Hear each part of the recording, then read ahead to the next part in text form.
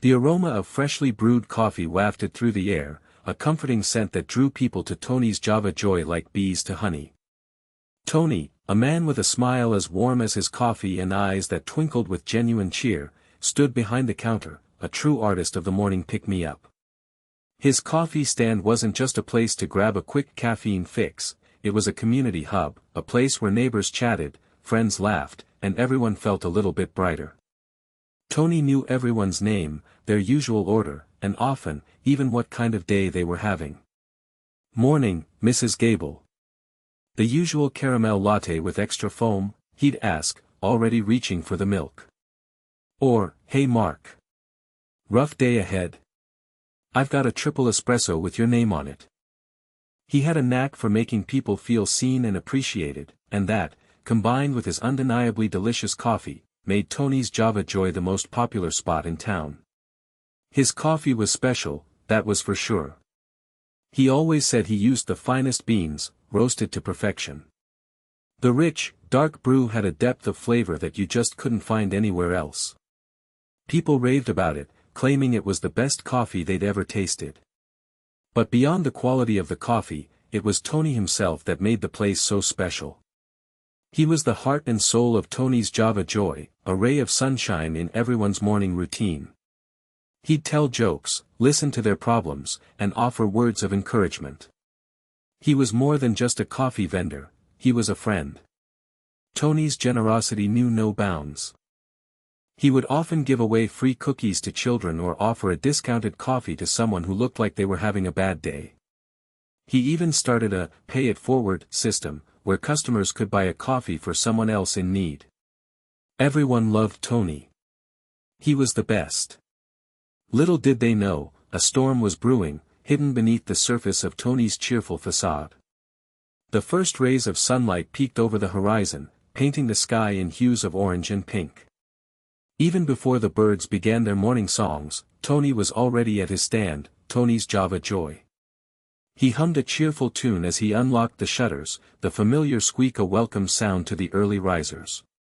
The smell of coffee began to permeate the air as he prepped the machines and arranged the pastries in the display case. His first customer of the day was Mr. Henderson, an elderly gentleman who walked with a cane. "Morning, Tony," he rasped, his voice a little shaky. "The usual black coffee, please. My bones are aching something fierce today." Tony smiled warmly. "Coming right up, Mr. Henderson. And how about a blueberry muffin to go with it?" "On the house." Mr. Henderson's face lit up. "Now that's what I call service. You're a good man, Tony." Next came Sarah, a young mom with a stroller in tow. "Good morning, Tony.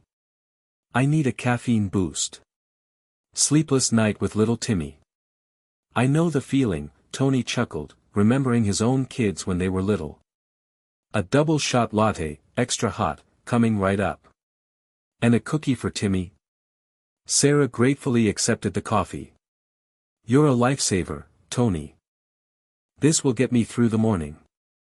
The line grew longer as the morning progressed, each customer greeted with the same genuine warmth and a perfectly crafted cup of coffee. Tony remembered their names, their orders, and even their little quirks. He knew that Mrs. Peterson always wanted her coffee extra sweet, and that Mr. Davis preferred his with a dash of cinnamon. He was more than just a coffee vendor, he was a friend, a confidant, and a bright spot in their daily lives. He knew that his coffee, and his friendly demeanor, set the tone for their day. It was an honor he cherished. The morning rush subsided, leaving Tony with a moment to catch his breath. He wiped down the counter, humming softly to himself. As he tidied up, a sleek, silver sports car pulled up to the curb. It was a brand new model, the kind that turned heads and made people whisper. Tony hopped in, the leather seats cool against his skin. He drove to the bank to deposit the morning's earnings. The teller, a young woman named Emily, smiled at him. "Morning, Tony. Another busy day at Tony's Java Joy." "You know it, Emily," Tony replied, handing over the deposit slip.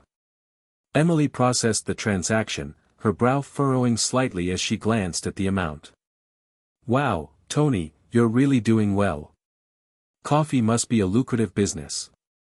Tony chuckled, a hint of nervousness in his voice. Yeah, well, I work hard at it. Later that afternoon, Tony was seen sporting a brand new, expensive-looking watch. It shimmered in the sunlight, a gold timepiece that looked like it cost more than his coffee stand. He also made a generous donation to the local animal shelter, a sum that surprised even the shelter director. Tony, this is incredibly generous, the director said, her eyes wide with gratitude. We can really use this to help the animals. It's my pleasure, Tony replied, shrugging it off. I just want to give back to the community. But behind the scenes, whispers began to circulate. How could a simple coffee vendor afford such luxuries? Where was all this money coming from? The expensive car, the flashy watch, the large donations, it didn't quite add up. The whispers grew louder, eventually reaching the ears of someone who knew how to follow the money. Someone at the IRS. Agent Miller, a sharp-eyed woman with years of experience at the IRS, sat at her desk, sifting through a stack of financial reports. The fluorescent lights hummed overhead as she meticulously reviewed each document, her brow furrowed in concentration. A particular file caught her attention: Anthony Rossi, owner of Tony's Java Joy. The initial tip had been vague, just a mention of unusual spending for someone in his profession. But Agent Miller had learned to trust her instincts. She pulled up Tony's tax returns. Year after year, the reported income was modest, barely enough to cover basic living expenses, let alone a sports car and a gold watch. Something didn't add up. She compared his reported income with the average revenue of similar coffee stands in the area. The discrepancy was significant. Tony's Java Joy was supposedly making less than half of what other coffee stands were earning. Agent Miller leaned back in her chair, tapping a pen against her teeth. Was it possible that Tony was simply bad at business? Unlikely. Everyone raved about his coffee and his friendly service. His stand was always packed. Or was he hiding something? She decided to dig deeper. She requested Tony's bank records, his credit card statements, and any other financial information she could get her hands on. As she pieced together the puzzle, a clearer picture began to emerge. Large, unexplained cash deposits were being made into Tony's account. And even more suspiciously, there were regular payments to a company listed only as Premium Bean Imports. But a quick search revealed that no such company existed. The address on the invoices was a vacant lot. Agent Miller felt a surge of adrenaline. This wasn't just a case of underreporting income. This was something much bigger. This smelled like money laundering. And she was determined to get to the bottom of it. Agent Miller's office became a war room, filled with documents, spreadsheets, and maps. She had assembled a small team of investigators, each assigned to a specific aspect of Tony's finances. They were meticulously tracing every dollar, every transaction, every lead. One investigator, a young man named David, was tasked with tracking down the Premium Bean Imports company. He visited the address listed on the invoices, only to find an empty field overgrown with weeds. He interviewed local business owners, but no one had ever heard of the company. It was a ghost. Another investigator, a seasoned veteran named Maria, focused on Tony's bank records. She discovered a pattern of large cash deposits followed by almost immediate transfers to offshore accounts. The amounts were carefully structured to avoid triggering automatic reporting requirements. It was clear that someone knew what they were doing. Agent Miller, meanwhile, spent hours poring over Tony's business records. She scrutinized his sales receipts, his inventory reports, and his supplier invoices. She noticed that the amount of coffee beans Tony claimed to be purchasing was far less than what he would need to brew the amount of coffee he was selling. He was either magically multiplying coffee beans, or something else was going on. The evidence was mounting. Tony's Java Joy was a front, a seemingly legitimate business being used to launder illicit funds. But Agent Miller needed more than just circumstantial evidence. She needed proof. She needed to catch Tony in the act. She knew she had to build a case that was rock solid, one that would stand up in court. And she knew that time was of the essence. The longer Tony continued his scheme, the more money would disappear, and the harder it would be to bring him to justice. The preliminary investigation had to wrap up fast. It was time to get the higher-ups involved. The sting operation was greenlit. The aroma of dark roast hung heavy in the air, but Tony wasn't enjoying it. He sat in the back room of his coffee stand, his brow furrowed, his hands trembling slightly. A flashback began. A few months ago, two men had visited Tony's Java Joy. They weren't there for the coffee. They were imposing figures, dressed in dark suits, their faces etched with a coldness that sent a chill down Tony's spine. They introduced themselves as business associates and made it clear that they needed his help. "We understand you have a successful business here, Mr. Rossi," the first man said, his voice low and menacing. "A very convenient business." Tony swallowed hard. He knew what they meant. His coffee stand generated a lot of cash that could easily be mixed with other, less legitimate funds. "We need you to help us clean some money," the second man added, his eyes narrowing. "In exchange, we'll make it worth your while." Tony hesitated. He knew that getting involved with these men would be dangerous, but he also knew that refusing them could be even more dangerous. He had a wife and 2 kids to think about. He had built Tony's Java Joy from the ground up, and he couldn't risk losing it all. I don't know," Tony stammered, his voice barely above a whisper. The first man leaned closer, his voice dropping even lower. "Think about it, Mr. Rossi. It's a simple arrangement. We give you the money, you deposit it into your account, and then you transfer it to our associates. We'll even provide the invoices to make it look legitimate. It's a win-win situation." Tony knew it wasn't a win-win situation. It was a lose-lose situation. But he felt trapped, with no way out. They knew where his family lived. They knew everything. "What if I say no?" Tony asked, his voice trembling.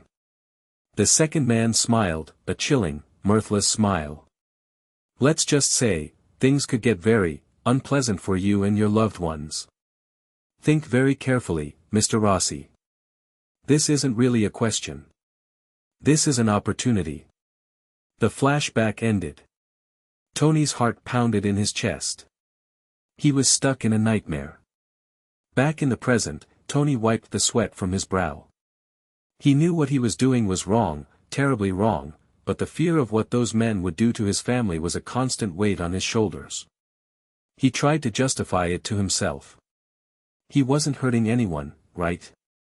He was just moving money around. But deep down, he knew that wasn't true. He was breaking the law, and he was betraying the trust of his community. He remembered the faces of his customers, the smiles, the friendly greetings. How could he face them knowing what he was doing? How could he continue to serve them coffee with a clear conscience?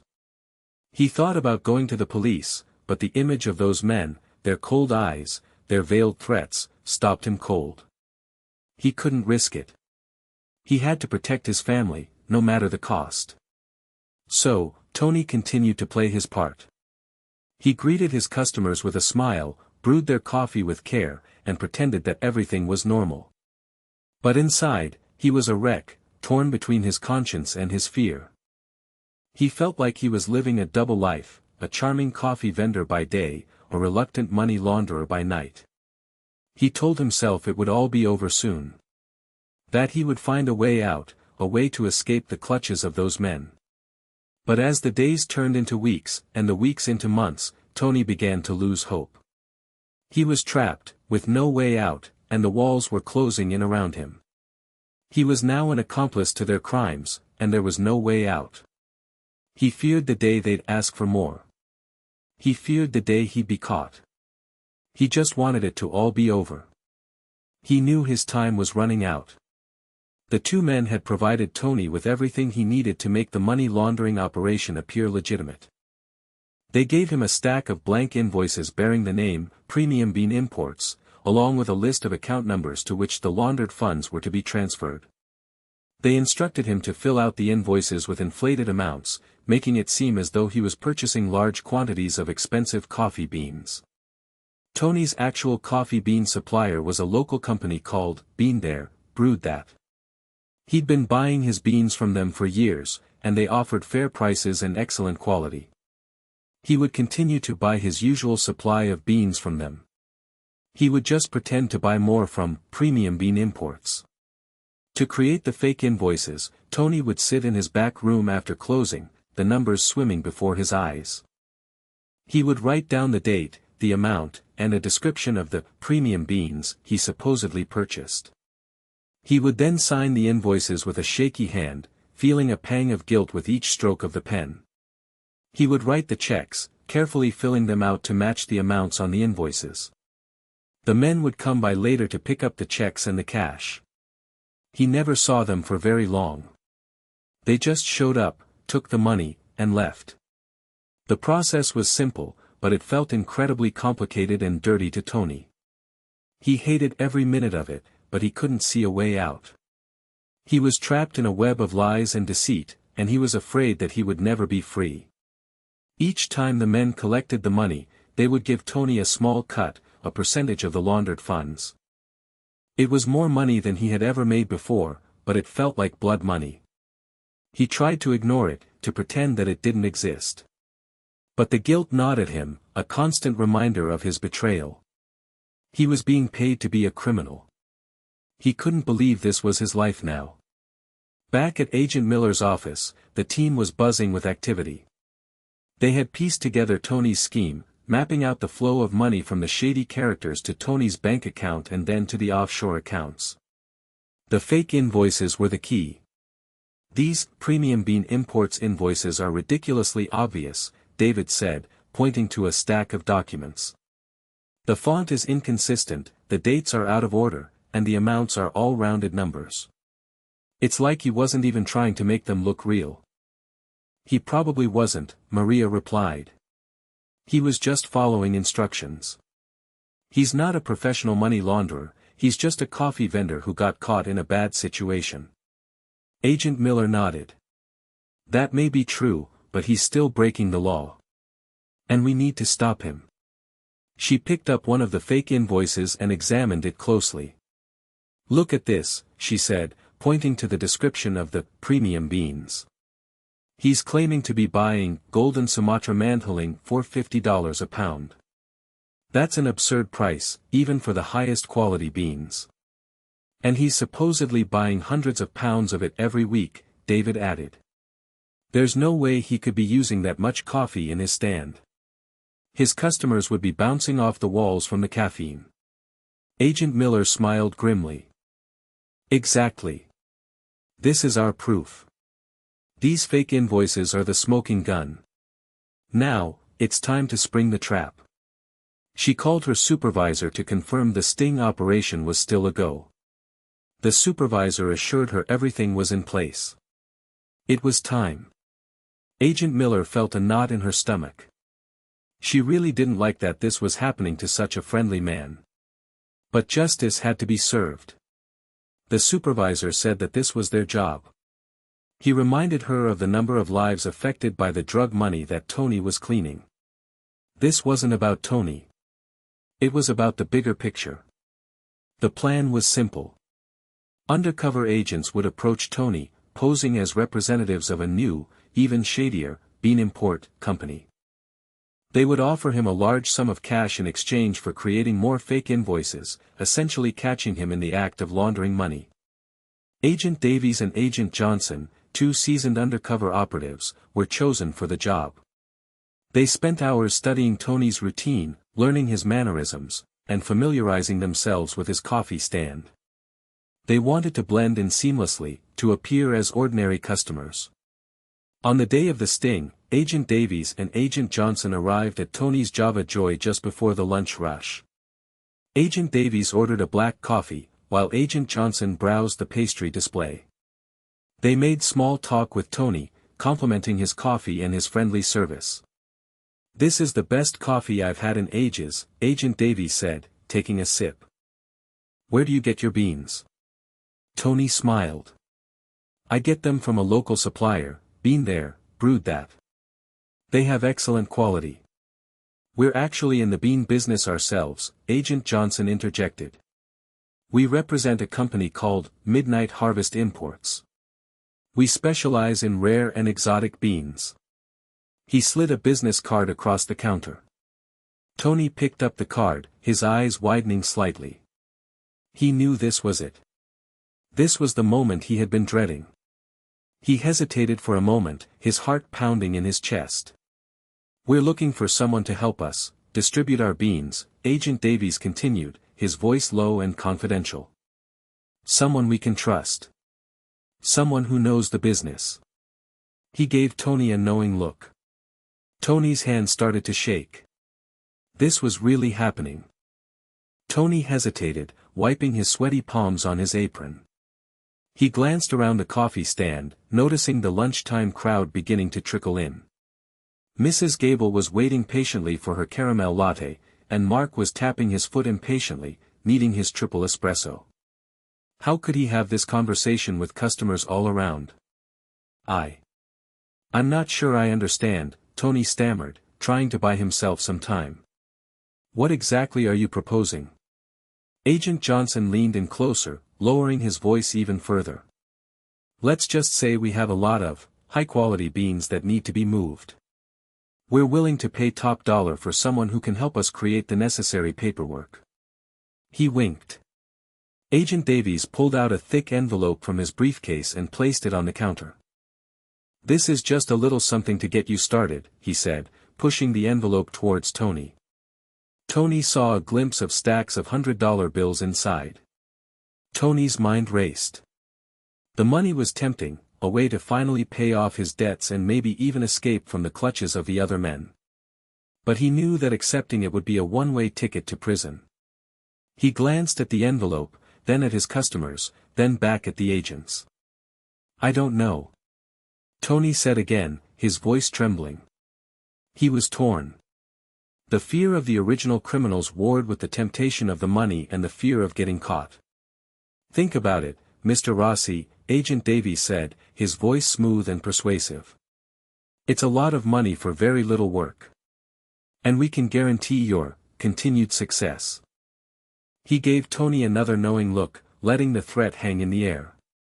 Tony closed his eyes briefly. He felt like he was going to be sick.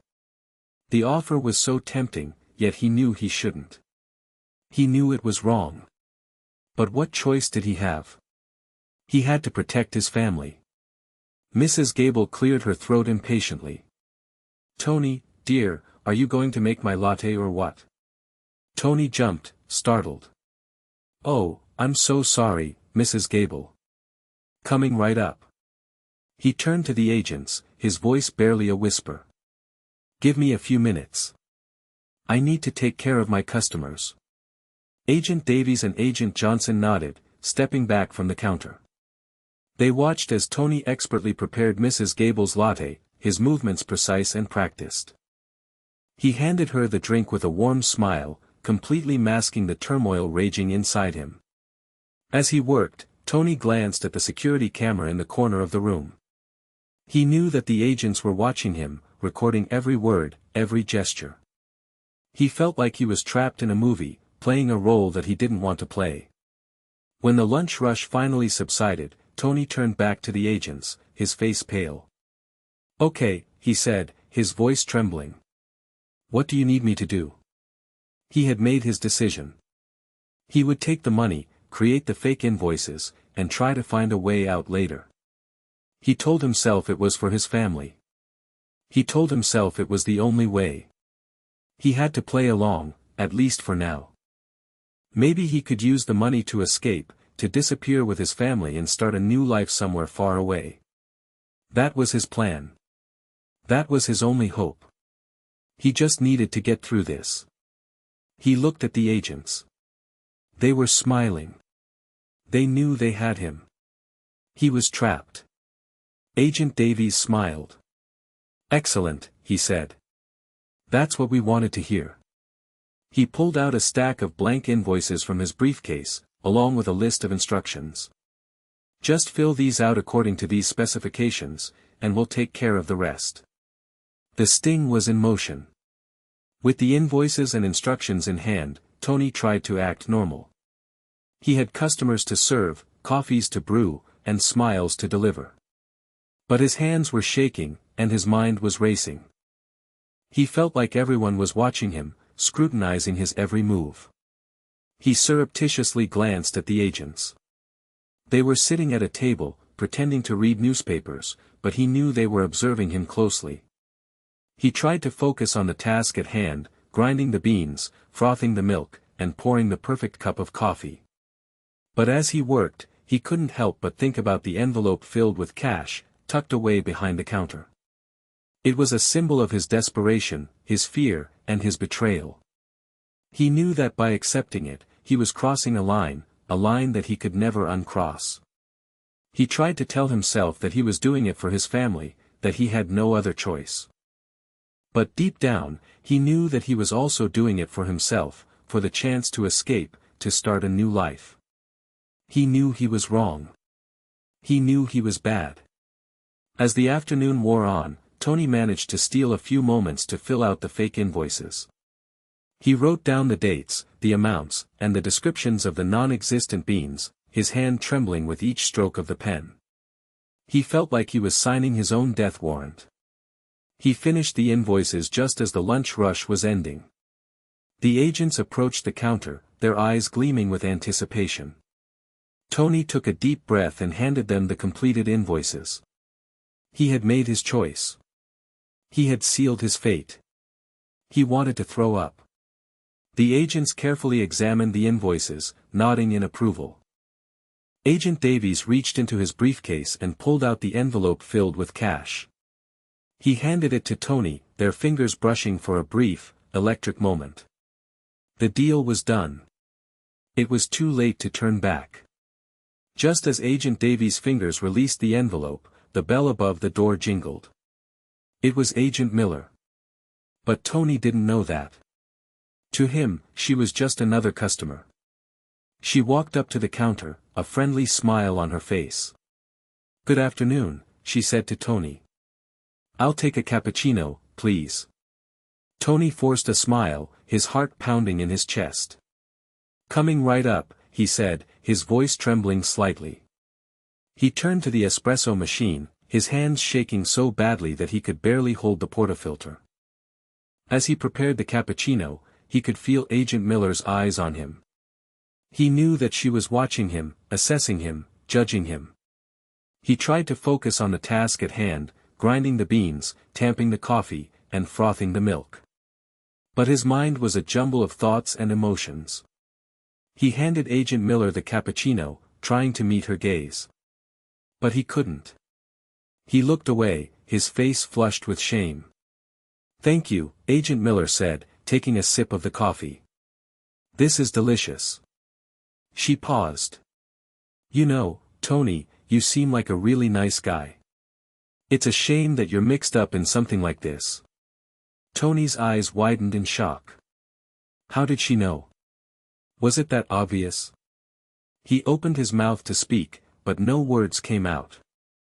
Suddenly, the door burst open, and several uniformed officers rushed into the coffee stand. They surrounded Tony, their guns drawn. "Anthony Rossi," one of the officers said, his voice loud and commanding. "You're under arrest for money laundering." The customers gasped in shock and disbelief.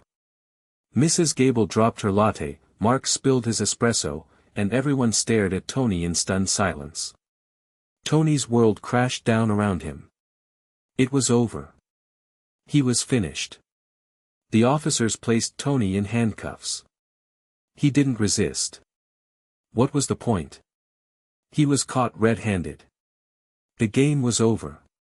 Tony's face crumpled, his eyes filled with tears. I didn't mean to," he stammered, his voice choked with emotion. "They made me do it. I had no choice." "Save it for the judge, Rossi," one of the officers said, tightening the handcuffs. As they led him out of the coffee stand, Tony looked at his customers, his friends, his neighbors. Their faces were a mixture of shock, confusion, and disappointment. He saw Mrs. Gable wiping away tears, Mark shaking his head in disbelief, and Sarah clutching her baby tightly to her chest. He wanted to apologize, to explain, to tell them the truth. But he couldn't. He was too ashamed, too embarrassed, too broken. He had betrayed their trust, and he knew that he would never be able to earn it back. Agent Miller watched as Tony was led away, a look of sadness on her face. She knew that he was a good man who had made a bad decision. She knew that he was a victim, in a way. But she also knew that justice had to be served. She was still sad. As the officers escorted Tony to the police car, he tripped and stumbled, nearly falling to the ground. He looked back at his coffee stand, at the place where he had built his life, at the community that he had loved. It was all gone now, lost forever.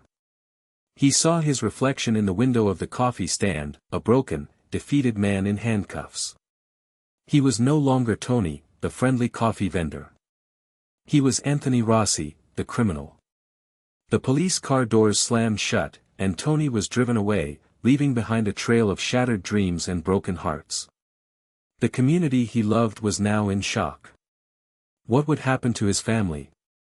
What would happen to Tony's Java Joy? The world was now a very sad place. Inside the police car, Tony stared out the window, his mind racing.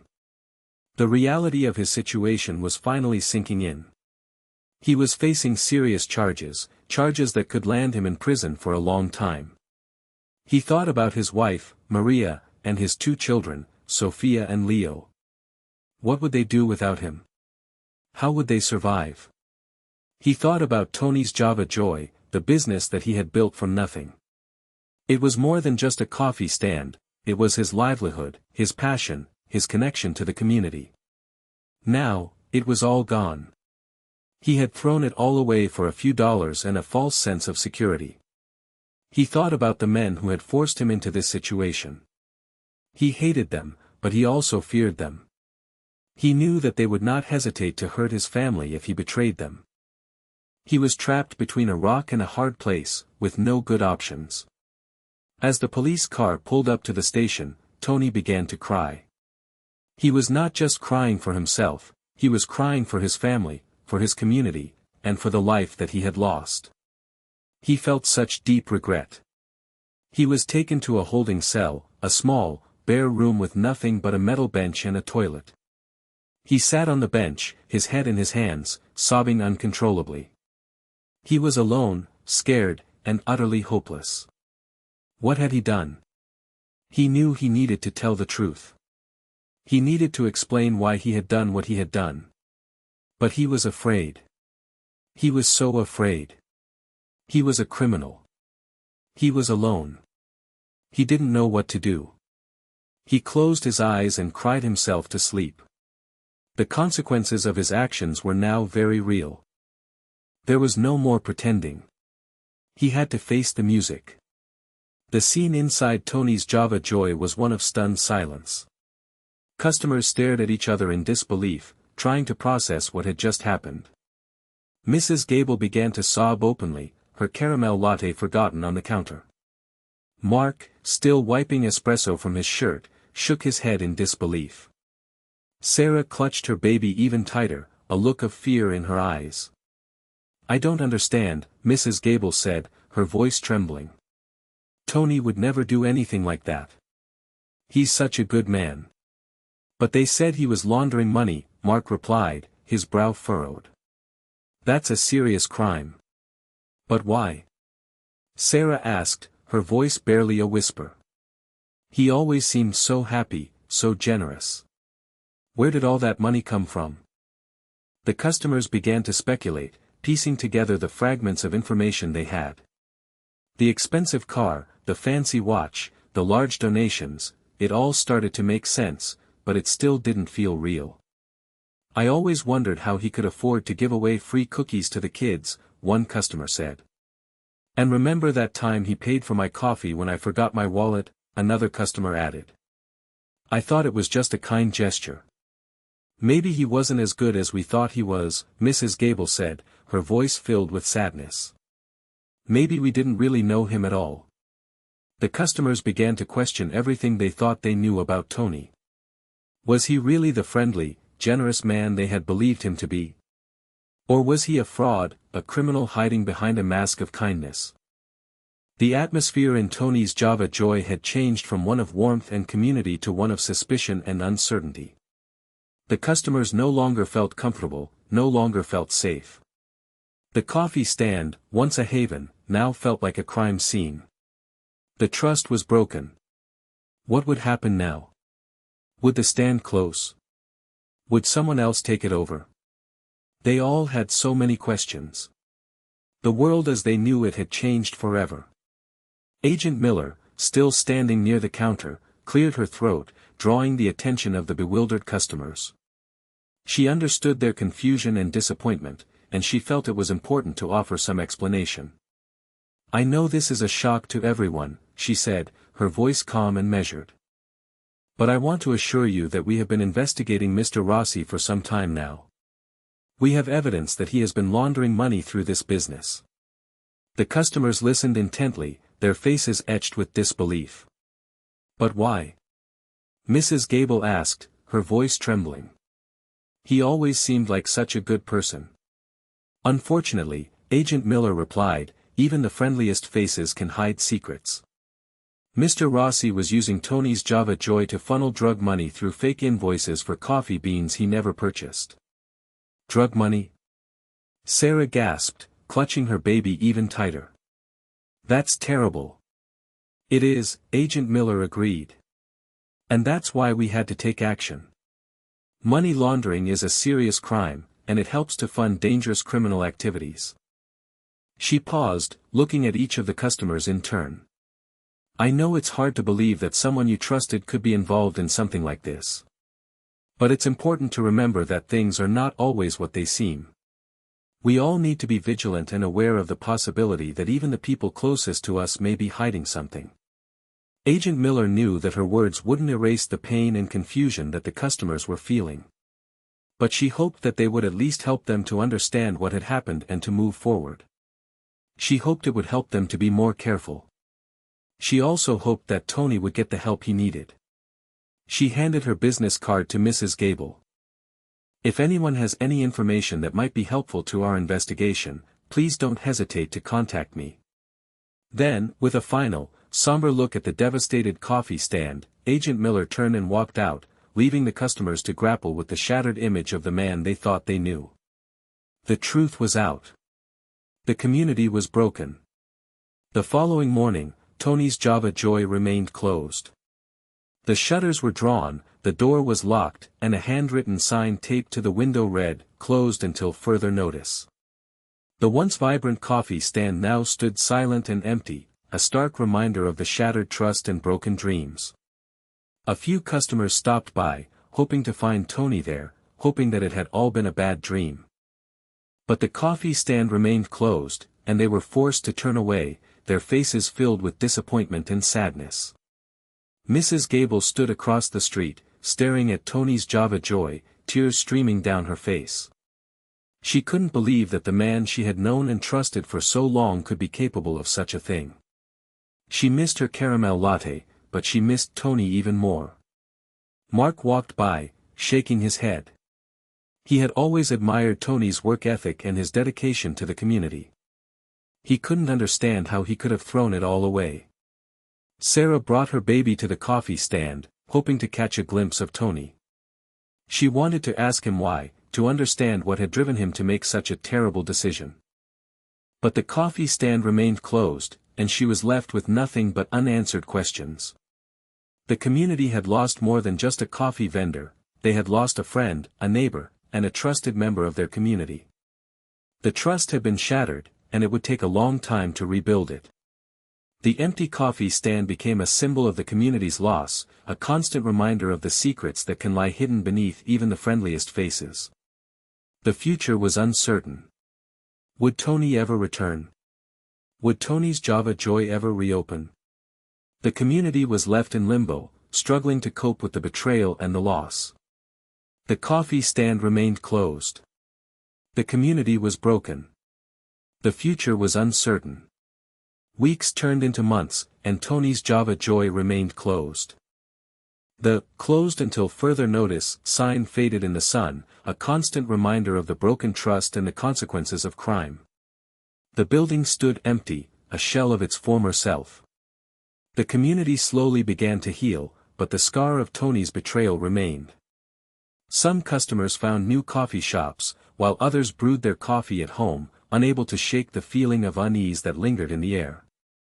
Mrs. Gable still walked by Tony's Java Joy every day, hoping for a sign that it would reopen. She missed her caramel latte, but she missed Tony's friendly smile even more. She secretly hoped he would return one day. Mark eventually opened his own coffee stand down the street, determined to create a place where the community could gather and feel safe again. He named it Honest Brews, a subtle reminder of the importance of integrity and transparency. He wanted people to know that they could trust him. Sarah started a petition to reopen Tony's Java Joy as a community center, a place where people could come together to support each other and rebuild the shattered trust. She believed that even though Tony had made a mistake, the community could learn from it and move forward. But Tony's Java Joy remained closed, a silent testament to the devastating consequences of crime and the enduring power of broken trust. It served as a lesson for the community. It showed them that actions have consequences.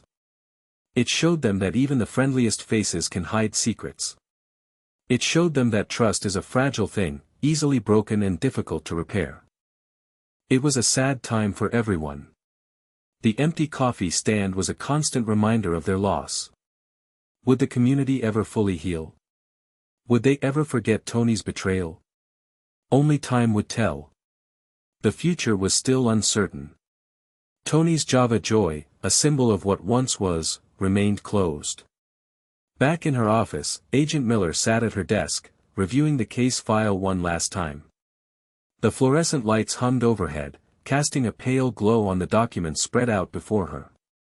She couldn't shake the feeling of sadness that lingered in her heart. She knew that she had done her job, that she had upheld the law, but she couldn't help but feel sorry for Tony and his family. She thought about the initial tip, the vague mention of unusual spending, the red flags that had led her to investigate Tony's finances. She thought about the fake invoices, the offshore accounts, the carefully structured transactions. It had all been so meticulously planned, so cleverly disguised. But in the end, the truth had prevailed. The money had led her to Tony, and Tony had led her to the truth. She knew that money laundering was a serious crime, a crime that helped to fund drug trafficking, terrorism, and other illicit activities. She knew that it was her duty to stop it, no matter the cost. She thought about Tony's customers, the people who had trusted him, who had relied on him, who had considered him a friend. She knew that they were hurting, that they were confused, that they were struggling to understand what had happened. She hoped that they would eventually be able to heal, to move on, to rebuild their community. She knew that it wouldn't be easy, but she believed in the resilience of the human spirit. Agent Miller closed the case file, a sense of closure washing over her. She had done her job, and she had done it well. She had followed the money, she had upheld the law, and she had brought a criminal to justice. But as she turned off the lights and left her office, she couldn't help but wonder what would become of Tony and his family. She hoped that he would learn from his mistakes, that he would pay his debt to society, and that he would eventually be able to rebuild his life. She knew that it would be a long and difficult road, but she hoped that he would find the strength to persevere. Agent Miller knew that this was just one case, one small victory in the ongoing fight against crime. But she also knew that every victory mattered, that every effort counted. She also hoped that this would be a lesson to others. The law must be upheld. Always.